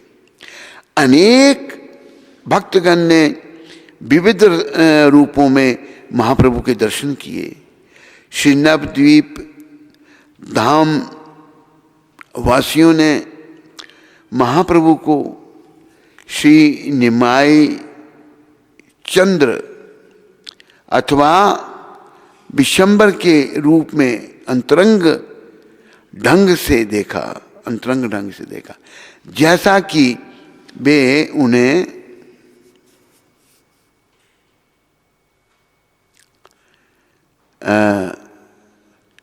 उनकी युवावस्था में देखा करते थे। वे भक्तगण महाप्रभु के प्रति सख्य अथवा वात्सल्य भाव में आकर्षित थे। षड गोस्वामियों के अनुयायी जो महाप्रभु को केवल एक सन्यासी के रूप में जानते थे, वे दास्य भाव में उनसे संबंध हुए और सैकड़ों भक्तों ने आदरवा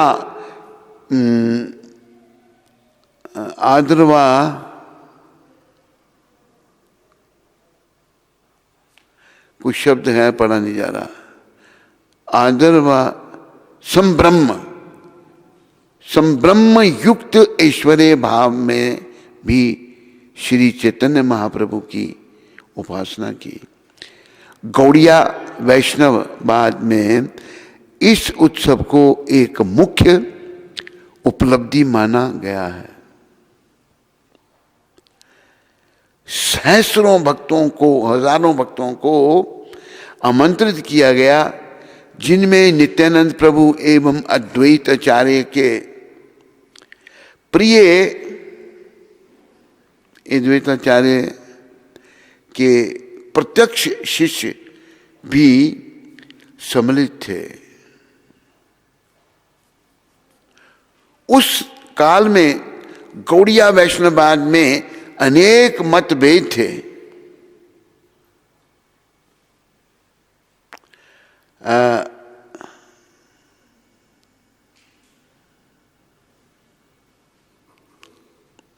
उन्होंने अखिल वैष्णव सभा की अध्यक्षता करते हुए विविध निष्कर्षों का समाधान करके गौड़िया वैष्णव दर्शन को एक धारा में ला दिया। अपूर्वतया इस उत्सव में कीर्तन की अनेक शैलियों को प्रस्तुत किया गया, जिनमें चैतन्य महाप्रभु के मीमांसा गान को श्री कृष्ण के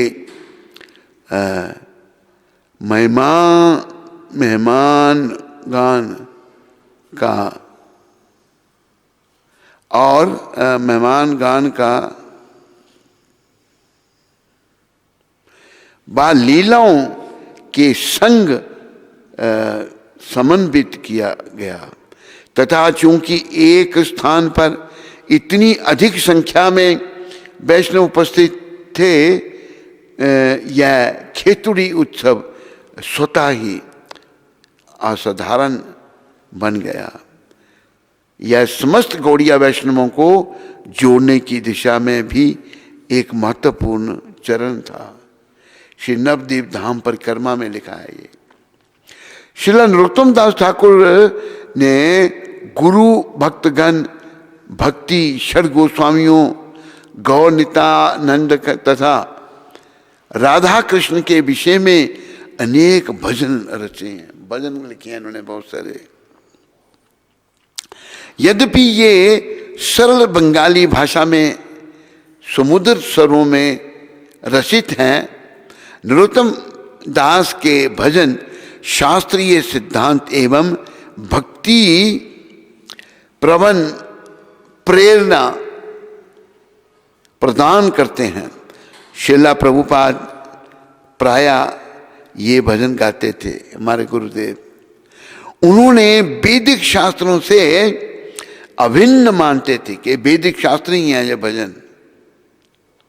मानते हुए वे अपने भागवत प्रवचन में इनके उदाहरण देते थे।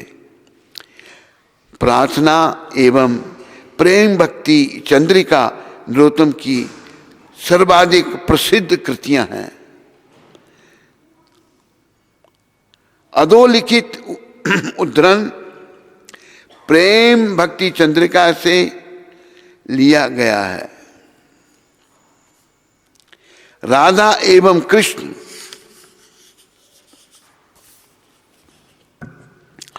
जीवन मरण में मेरी परम गति है, ये इनका भजन है।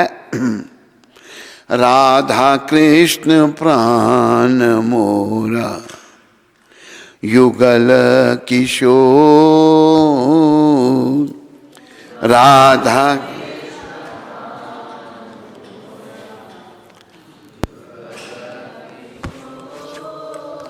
जीवने मराने गति और नाही मो,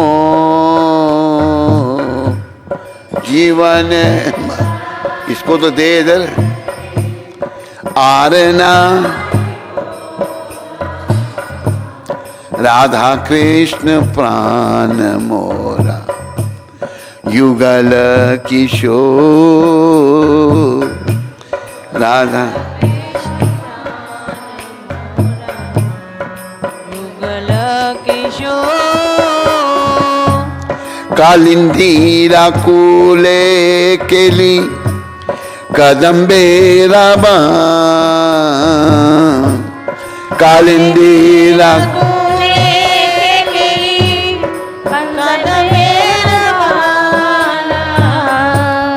रतन बेदीर ऊपर बोसो बो दूजा, रतन बेदीर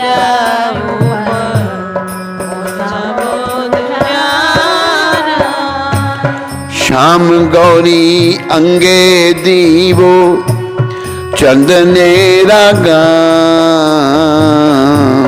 श्याम गौरी अंगे दीवो चंदने रागा, चमर धुलावो कवे हेरी मुख चंद्र, चमर धुलावो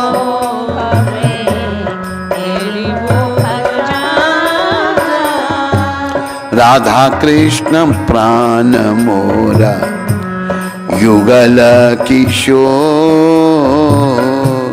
राधा कृष्ण प्राण मोरा युगल किशोर, गाठिया माली तिरमाला दीवो दोहारा गले,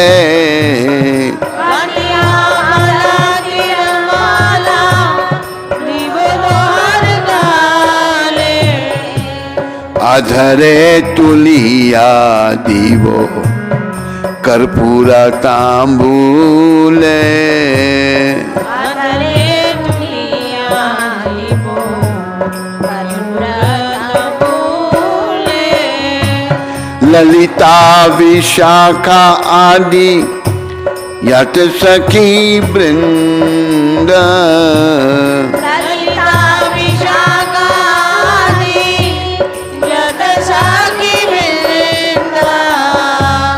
आज्ञा कोरिबो सेवा चरनार वृंद, आज्ञा करिबो सेवा चरनार वृंद, श्री कृष्ण चैतन्य प्रभु दासरानुदास, श्री कृष्ण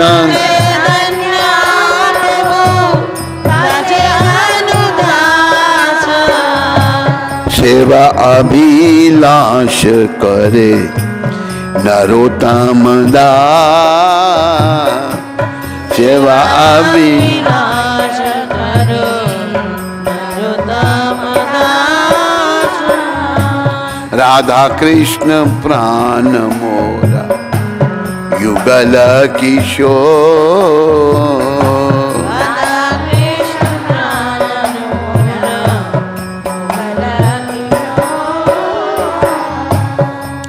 ये सखी वृंदे विज्ञप्ति प्रार्थना से, जो उनकी प्रार्थना पुस्तक है उसमें से तेरे भारी बोल, ये प्रार्थना और प्रेम भक्ति चंद्रिका देखो कहीं यहाँ पढ़े हैं या नहीं? अभी नहीं, बाद में लाइब्रेरी में है, निकालना, दोनों पुस्तकें ही हैं, बहुत सुंदर पुस्तकें हैं। युगल किशोर, राधा और कृष्ण ही मेरे प्राण हैं। आहा, नरोत्तम ठाकुर कह रहे हैं, जीवन या मरण में उनके सिवा मेरी अन्य कोई गति नहीं।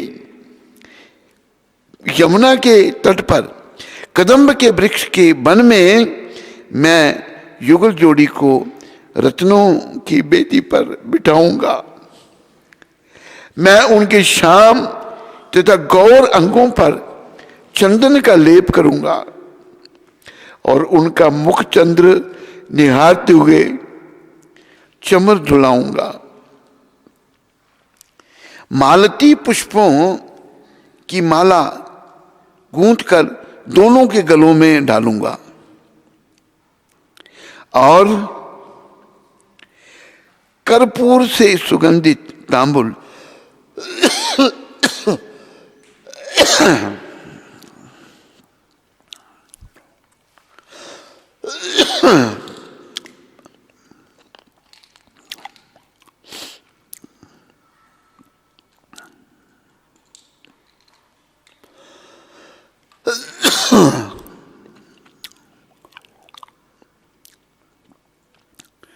मालती पुष्पों की माला गूंथकर दोनों को गलों में डालूंगा और कर्पूर से सुगंधित तांबूल उनके मुख कमल में अर्पण करूंगा। ललिता और विशाखा के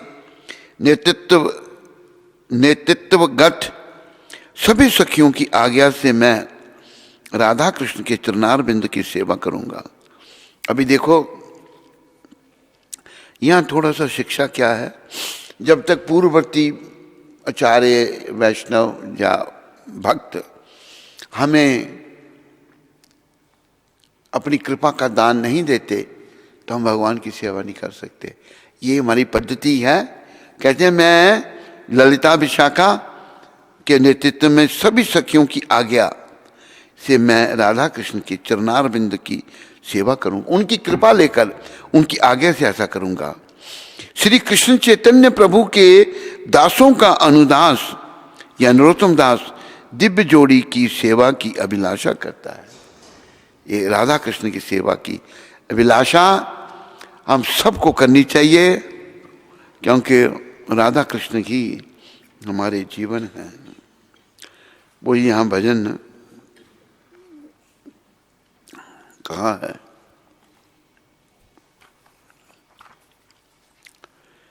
जीवन मरण में मेरी परम गति है तथा वे मेरे प्राणेश्वर हैं। केवल उनका भजन करते हुए मैं प्रीति पयोधि में गोते खा रहा हूँ। मैं प्रार्थना करता हूँ कि यही धारणा मेरे हृदय में सदा वास करे। कृपया मुझे अपने युगल चरणों का सेवा धन प्रदान करें। मेरा मन उनके उन दिव्य रूपों के प्रति भक्ति से परिपूर्ण हो जाए जो कामदेव एवं रति की सुंदरता को भी पराजित करते हैं।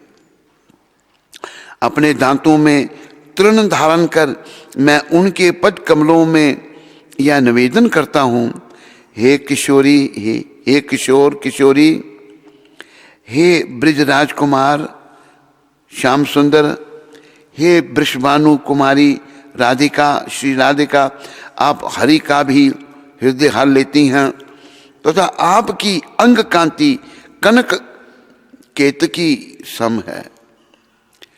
हे इंद्रनील मणि सम वर्ण युक्त श्री कृष्ण आपकी रुचि राय कंदर्प के दर्भ को भी पूर्ण विचूर्ण करती है। हे नटवर शिखर व नटनी शिरोमणि श्री कृष्ण एवं श्री राधा, कृपया मेरे मन में नृत्य करें। आपकी रूप मात्र संपदा आपके दमकते हुए आवरणों की अभिरामता को भी अभिवृद्ध करती है। मेरी यह अभिलाषा है कि मैं अहर्निश परमानंद पूर्ण होकर आपका गुणगान करता रहूं। नरोत्तम दास चंपक मंजरी के रूप में श्रीमती राधिका की सेवा में संलग्न है। उनकी समाधि राधा गोकुलानंद मंदिर के प्रांगण में है। नरोत्तम दास चंपक मंजरी के रूप में राधा जी की सेवा में रहते हैं। बोलो नरोत्तम ठाकुर महाराज की। अभी एक बात यहाँ वर्णन नहीं है, वो आपको सुनाकर मैं प्रवचन को विराम दूंगा। नरोत्तम दास जो थे, अभी देखो कलयुग में ये ब्राह्मणवाद बहुत है। हम ब्राह्मण हैं जी, कर्म करेंगे कसाईयों वाले, शराबें पिएंगे, मांस खाएंगे, हम तो ब्राह्मण हैं जी। कैसे ब्राह्मण हो तुम तो दुष्ट हो। उस समय भी ऐसा था जब नरोत्तम ठाकुर प्रकट हुए। नरोत्तम ठाकुर जो हैं वे ब्राह्मण कुल राजकुमार थे, राजा के बेटे थे।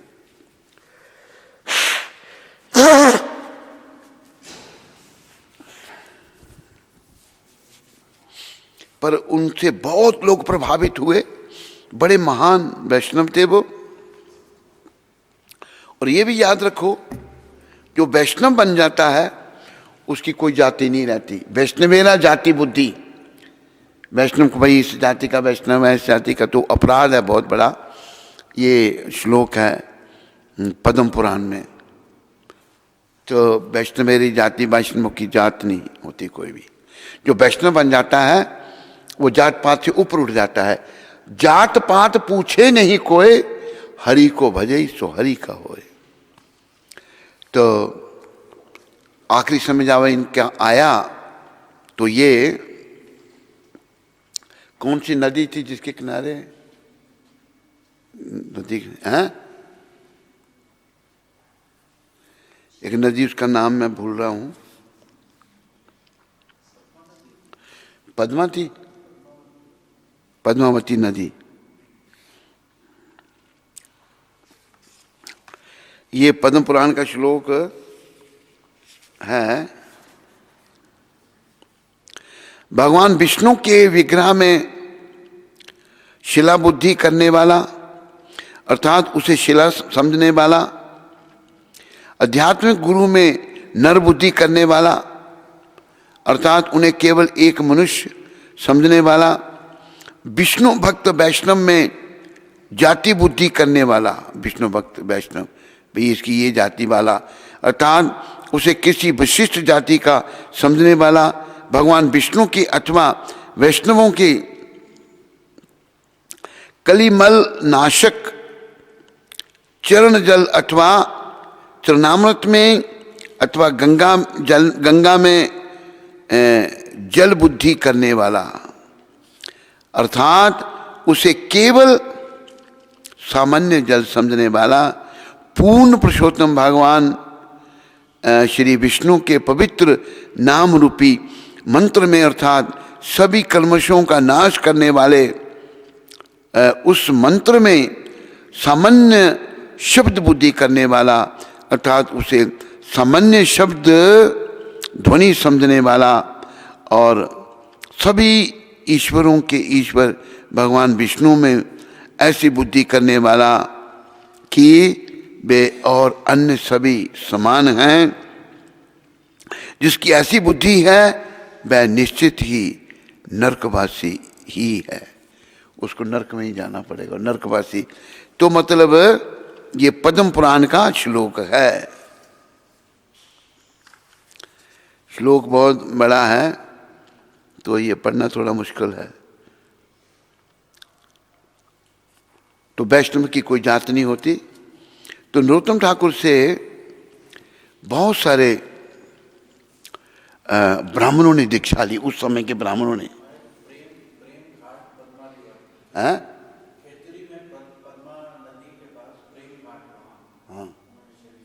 प्रेम घाट, पद्मा नदी, पद्मा नदी है, गंगा जी हैं वो, पद्मा गंगा जी हैं। तो वो पद्मा जी के किनारे उन्होंने अपने देह का त्याग किया था। तो वहाँ आगे वो देह त्याग दी उन्होंने, और जो ब्राह्मण उनसे दीक्षित थे वो सब उनके शिष्य थे, सब उनके पास आ गए। तो क्या हुआ, वो ब्राह्मण भी आगे जो आलोचना करते थे, कहते थे कि देखो शांत लेटे रहे पद्मावती के नदी के किनारे, शांति से शरीर छोड़ रहे हैं, शरीर छोड़ दिया इन्होंने। जब लेटे थे तो वो ब्राह्मण, आलोचना करने वाले ब्राह्मण आ गए कि देखो अब ये मर रहा है, इसको भगवान का नाम लेना चाहिए था लेकिन नाम नहीं ले पा रहा। क्यों? क्योंकि इसने इस जीवन से ब्राह्मणों को दीक्षा दी। तो वो ब्राह्मण जो शिष्य थे बेचारे दुखी हो गए, उन्होंने शरीर छोड़ दिया। उन्होंने प्रार्थना की, कहते गुरुदेव ये दुष्ट आपको नहीं समझ सकते, आप कृपा करके इनके मुंह बंद करो। फिर जिंदा हो गए, पता था नहीं, फिर वो शरीर में आ गए, शरीर छोड़ दिया नरोत्तम ठाकुर ने। और फिर उन ब्राह्मणों ने जब चमत्कार देखा वो भी सब शिष्य बन गए उनके। ऐसे थे नरोत्तम ठाकुर। बोलो श्री नरोत्तम ठाकुर जी महाराज की। बहुत ही महान वैष्णव थे। और आलोचना करने वाले मूर्ख जो हैं उनकी भी भरमार है। तो सबका धन्यवाद। हरे कृष्णा।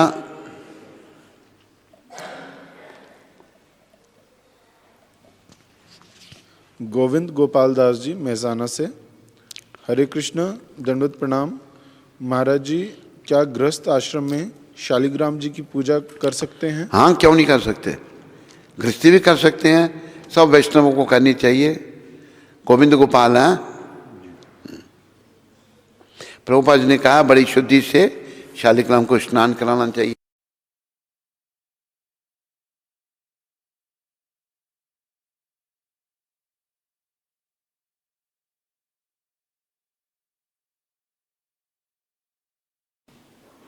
को गैस जनरेटर चलाने नहीं। हरे कृष्णा हरे कृष्ण।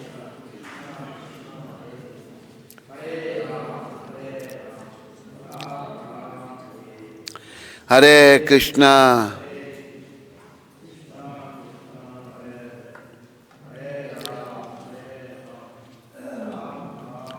क्वेश्चन ले लें। हाँ, ले लें। ले लें। जी, आवाज आ रही है इसमें? आवाज़ आ रही है। आ रही है। वो कैसे? कैमरे से कनेक्टेड है, कैमरा चल रहा है। अच्छा अच्छा, हाँ बोलो, सुनो। कैलाश रांची से। हैं? कैलाश जी रांची झारखंड से। कैलाश। जी हाँ। हरे कृष्ण महाराज जी, आपके चरणों में कोटि कोटि दंडवत प्रणाम। अभी आपका स्वस्थ कैसा है? सीताराम लक्ष्मण गौर निताई और शिला प्रभुपाद जी से प्रार्थना है कि आप स्वस्थ रहें और हर सुबह आपके दर्शन होते रहें। महाराज जी, आपने अभी बताया कि गर्भपात करना सबसे बड़ा पाप है, पर अगर कोई भक्ति में आ गया हो तो क्या कृष्ण उसको क्षमा कर देते हैं? हाँ, कर देते हैं। एक व्रत है काशी का, अपराकाशी, उसका व्रत करो, निर्जल व्रत करो जितना हो सके। अपराकाशी का व्रत करो, उसमें भी वर्णन है, गर्भपात का भी दोष चला जाता है, भगवान क्षमा करते हैं। अनजाने में हुआ। हमारे जो भारत की प्रधानमंत्री थी, उन्होंने ये सब शुरू किया, इंदिरा गांधी ने, बच्चों को मारना। बड़ा बहुत महापाप, बहुत बड़ा पाप है। जी, कैलाश जी, एक डॉक्यूमेंट इंद्रधनुष प्रभु ने बनाया, वो आपको भेज देंगे। ज़रूरत होने पर उनसे आप संपर्क कर सकते हैं इंद्रधनुष प्रभु से। दिनेश पाठक जी उत्तराखंड से। हरे कृष्ण गुरु महाराज जी के पावन चरणों में मेरा कोटि कोटि दंडवत प्रणाम। महाराज जी, आप कल मेरे स्वप्न में आए और ऐसे ही प्रवचन कर रहे थे। प्रवचन समाप्त होकर अंत में आप मेरे पास आए और मुझसे बातें करने लगे। मैं बहुत रोने लगा और रोते रोते बताया कि महाराज जी, माला जप करने में मुझे बहुत आनंद आता है। फिर आप जाने लगे और एक भक्त आपके साथ थे। महाराज जी, जाते जाते मैंने आपको बहुत लंबे रूप में देखा। बहुत तेज था आपके चेहरे पर, जैसे कि हनुमान जी जैसा रूप हो गया आपका। मैंने फिर आपको हाथ जोड़कर प्रणाम किया और आपने हाथ उठाकर मुझे आशीर्वाद दिया। मेरे प्यारे गुरुदेव, मैं आपको कभी नहीं भूल पाऊँ। मुझे आशीर्वाद दीजिए कि मेरी भक्ति हमेशा बनी रहे। पाठक जी, मेरी शुभकामनाएं आपके साथ में हैं। अच्छा आपको स्वप्न आया, ये कृपा है। साथ में मेरा इंद्रनुज होगा मेरे ख्याल में उस समय। राहुल कुमार जी मुरादाबाद से। हरे कृष्ण, श्री गुरु महाराज जी के पावन चरणों में पतित पुत्र का कोटि कोटि दंडवत प्रणाम। श्री राधा कृष्ण भगवान, श्री गौर निताई, श्री नरसिंह भगवान से प्रार्थना है कि हमारे दिव्य गुरुदेव स्वस्थ रहें, ताकि हमारे गुरु महाराज जी हम जैसे अधमों का उद्धार करते रहें। श्री गुरु महाराज जी, हमारे घर के सभी सदस्य एकादशी का व्रत, प्रातःकालीन आरती, संध्या आरती और प्रतिदिन 16 माला का जप करते हैं। अन्य सभी भक्ति कार्यों में बढ़ चढ़कर हिस्सा लेते हैं, किंतु हमारे पिताजी ये सब कार्य नहीं करते। वे क्रोध बहुत करते हैं। इसलिए मैं चाहता हूँ आप पिताजी पर अपनी कृपा कर दें, जिससे कि पिताजी भी भगवान की भक्ति करने लगें। वैसे पिताजी का भगवान के प्रति भाव है, लेकिन पता नहीं क्यों वो भक्ति नहीं करते। इसलिए गुरु महाराज जी आप अपनी कृपा करें। राहुल जी, क्या नाम उनका? राहुल राहुल। राहुल राहुल जी, आप ना प्रभुपाद जी से प्रार्थना करो, और आपके पिताजी का नाम पता नहीं क्या है, तो मुझे नाम भेजो, मैं भी प्रभुपाद जी से प्रार्थना करूंगा कि वो आपके पिताजी को भक्ति दें। शीतल माता सूरत से, हरे कृष्ण गुरु महाराज जी के चरणों में कोटि कोटि दंडवत प्रणाम। गुरु महाराज जी, आपने बताया हर वैष्णव को शालिग्राम जी की पूजा करनी चाहिए। गुरु महाराज, मैंने ऐसा कहीं सुना था कि शालिग्राम जी को हमें खरीदना नहीं चाहिए, अगर कोई वैष्णव हमें गिफ्ट दे तो हम उनकी सेवा कर सकते हैं। कृपया करके बताइए क्या यह सत्य है, और यह भी बताएं कि क्या स्त्रियां भी शालिग्राम जी की पूजा कर सकती हैं? स्त्रियाँ कर सकती हैं? नहीं, वैष्णव में पता नहीं। शीतल माता, इसका पता करना पड़ेगा। हैं? नहीं करती ना? हैं? हाँ हाँ, तो माताओं से ब्रेकेज हो सकती है, तो माताएं मेरे ख्याल में शायद नहीं कर सकती हैं।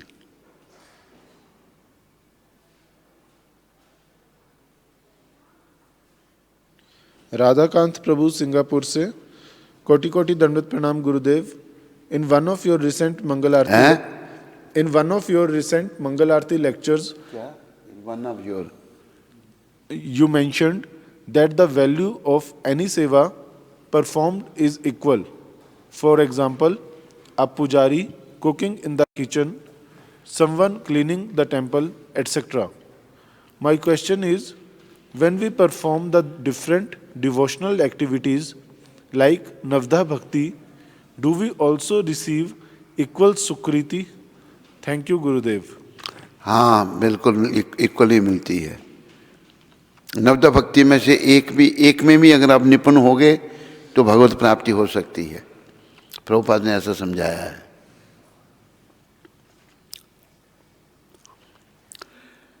स्कंद पुराण में तुलसी देवी की प्रशंसा इस प्रकार की गई है। मैं तुलसी देवी को नमस्कार करना चाहता हूँ, क्योंकि ये पाप कर्मों के